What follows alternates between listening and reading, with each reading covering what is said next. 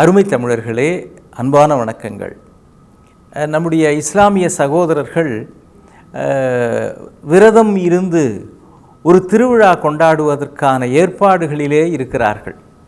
அதுதான் ரமலான் மாதம் என்று இந்த காலகட்டத்தை நாம் சொல்லுகிறோம். அவர்கள் விரதம் இருந்து நோன்பு இருந்து பிறகு இந்த நோன்பினுடைய இறுதி கட்டத்திலே ரம்ஜான் என்று உலகம் முழுவதும் கொண்டாடுகிறார். அருமையான ஒரு விழா. அதற்கு தமிழிலே ஒரு நல்ல பெயர் உண்டு, ஈகை திருவிழா என்றே பெயர். இன்றைக்கி நாம் சிந்திக்க போகிறது அந்த திருவிழாவை பற்றி அல்ல. ஈகை திருவிழா அப்படின்னு தமிழில் வச்ச அந்த பெயர் இருக்கே, அந்த சொல்லுக்கு ரெண்டு அர்த்தம் உண்டு. தமிழில் ஈகை அப்படின்னா கொடுப்பது அப்படின்னு ஒரு பொருள், இன்னொன்று தங்கத்துக்கு ஈகை அப்படின்னு இலக்கியத்திலே குறிப்பிடுகிறார்கள். அப்போ உண்மையான திருவிழா எது அப்படின்னா, பிறருக்கு கொடுப்பது என்பது தான் தங்கத்திற்கு இணையான ஒன்று. அதுதான் ஒருவருடைய வாழ்க்கையையே திருவிழாவாக ஆக்குகிறது. நம்முடைய இந்திய மரபில் நிறைய விழாக்கள், பண்டிகைகள், கொண்டாட்டங்கள் எல்லாமே இருக்குது இல்லைங்களா? தீபாவளி, கிறிஸ்மஸ், நவராத்திரி, அப்புறம் அடுத்த மாதம் வரப்போகிற தமிழ் புத்தாண்டு. தமிழ் புத்தாண்டுக்கு இன்னொரு சிறப்பு என்ன அப்படின்னா, உலகத் தமிழர்களினுடைய உள்ளங்களெல்லாம் குடியிருக்கிற இந்த சன் தொலைக்காட்சி தொடங்கிய நாளும் அதுதான். அப்போ அது ஒரு கூடுதல் சிறப்பு. இப்போல்லாம் நம்ம இதை கொண்டாடுவதற்கும் முன்பு கொண்டாடுவதற்கும் ஒரு வித்தியாசம் உண்டு. அப்போல்லாம் க்ரீட்டிங் கார்டு அப்படின்னே ஒன்று அனுப்புவோம். கொஞ்சம் ஒரு நடுத்தர வயது தாண்டியவர்களுக்கெல்லாம் தெரியும். சின்ன வயதில் அது கிறிஸ்மஸ், தீபாவளி, பொங்கல் எதாக இருந்தாலும் க்ரீட்டிங்ஸ் கார்ட்ஸ் வாங்கி அதில் யாருக்கு அனுப்புகிறோமோ அவங்க பெயரை எழுதி அதை ஸ்கெட்ச் பென்லாம் வச்சு அதுக்கு டிசைன்லாம் போட்டு க்ரீட்டிங் கார்டு மற்றவர்களுக்கு அனுப்புவது நமக்கு வருகிறதா அப்படின்னு ஆவலோடு எதிர்பார்ப்பது. ஆண்டையில் பக்கத்து வீட்டிலாம் போஸ்ட்மேன் கொண்டு வந்து கொடுத்தாரு அப்படின்னா நமக்கு ஏதாவது வந்திருக்குதா அப்படின்னு கேட்போம். சில பேர் என்ன கேட்குறோன்னு தெரியாமல் போஸ்ட்மேன் எனக்கு ஏதாவது இருக்குதா அப்படிம்பாங்க. எனக்கு ஏதாவது இருக்குதா அப்படின்னு அதை அவரை கேட்டு தான் தெரிஞ்சுக்கணுமான்னு அவங்களுக்கா தெரிய வேணாமா? அவர் ஒன்றே உங்களுக்கு தான் ரொம்ப நாளாகவே ஒன்றும் இல்லையே அப்படின்னு அவர் சொல்லிட்டு போவார். ஆனால் இந்த திருவிழா காலங்களிலே க்ரீட்டிங் கார்டு அப்படிங்கிறது இப்பொழுது அது வழக்கொழிந்து போய்விட்டது ஏறக்குறைய.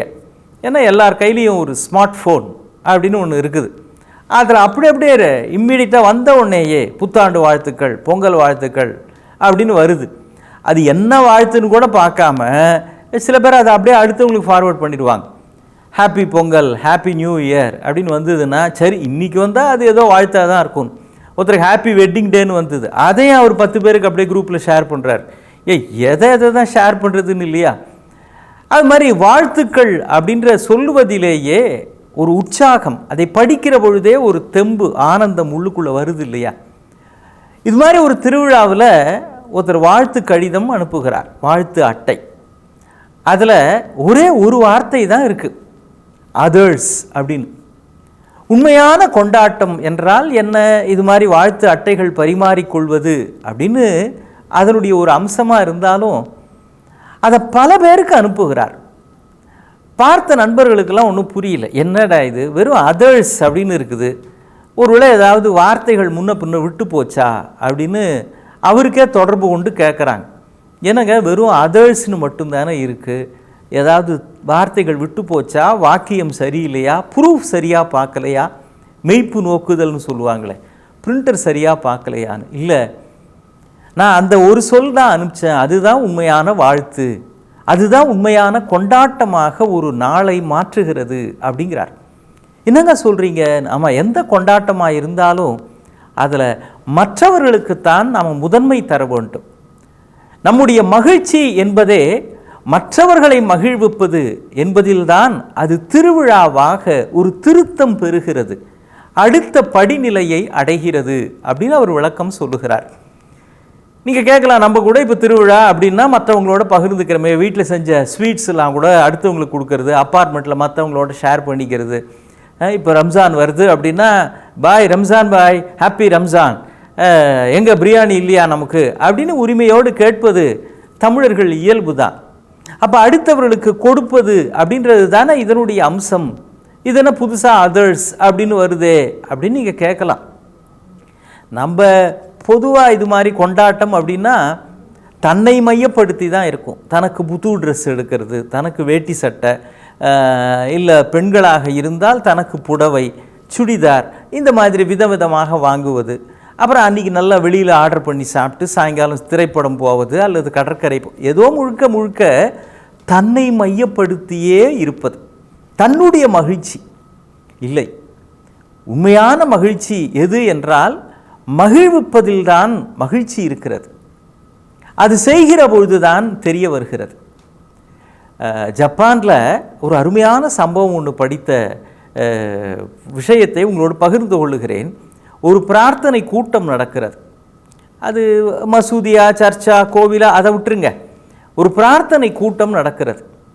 அதுக்கு ஒரு சீஃப் கெஸ்டாக ஒருத்தர் வந்திருக்கிறார், சிறப்பு விருந்தினர். அந்த பிரார்த்தனை கூட்டத்தில் எல்லாரும் ஒரு பாடல் பாடுகிறார்கள். ஆனால் மெதுவாக பாடுகிறார்கள். மெதுவாக பாடுவது அப்படின்னா லோ வாய்ஸில் பாடுறதுன்ற அந்த மாதிரி இல்லை, குறைந்த அடிக்குரலில் அந்த மாதிரி இல்லை. வேண்டுமென்றே ஒரு பாடல், அது ஒழுங்காக பாடினா ஒரு நிமிடத்தில் முடியும்னா இவங்க அதை கிட்டத்தட்ட ஒரு 3 நிமிடத்துக்கு இழுக்கிறார்கள். எந்த ஒரு பாடலுமே இவ்வளவு நிமிடங்களுக்குள் முடிய வேண்டும்னு ஒரு வரையறை இருக்கிறது. இப்போ திரைப்பட பாடல்கள்லாம் பார்த்தீங்கன்னா அதிகபட்சம் ஒரு 5 மணித்துளிகள் இருக்கும், 5 நிமிடம் 6 நிமிடம். அப்போ தான் அந்த பாடல் சுவைக்கும். அது பாட்டுன்றதுக்காக அது பாட்டுக்கு ஒரு அரை மணி நேரம் போகுதுன்னு வச்சுக்கோங்க, அந்த சுவையே போய்விடும். நம்முடைய தேசிய கீதம் இருக்கு இல்லைங்களா, ஜனகணமன அப்படின்னு கடைசியில் பாடுறோமே நிகழ்ச்சியினுடைய இறுதியில், நாட்டுப்பண், அது இவ்வளவு நேரம்தான் ஒலிக்கலாம் என்று அதை கூட வரையறை செய்திருக்கிறார்கள். அங்கீகரிக்கப்பட்ட நேரம் அப்படின்னா அது 52 நொடிகள் தான் அந்த பாடல் ஒலிக்க வேண்டும்.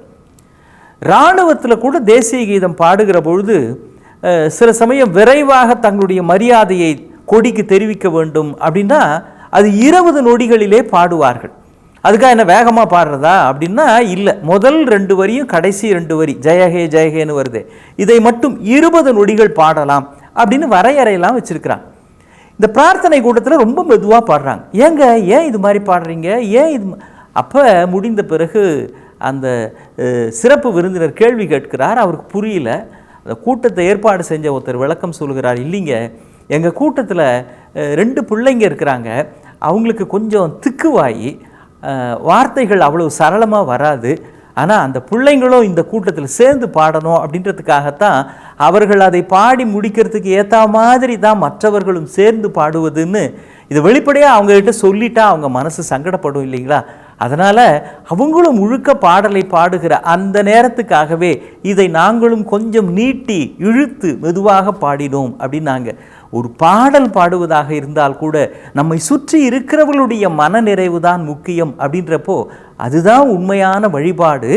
வழிபாடுன்றது இருக்கட்டும், அதுதான் உண்மையான கொண்டாட்டம். அப்படி சுற்றி இருக்கிறவர்களை மகிழ்விக்கிற பொழுது நம்முடைய செயல்கள் ஒவ்வொன்றும் கொண்டாட்டமாகத்தான் அமைகிறது இல்லையா. மீண்டும் சந்திப்போம். வணக்கம்.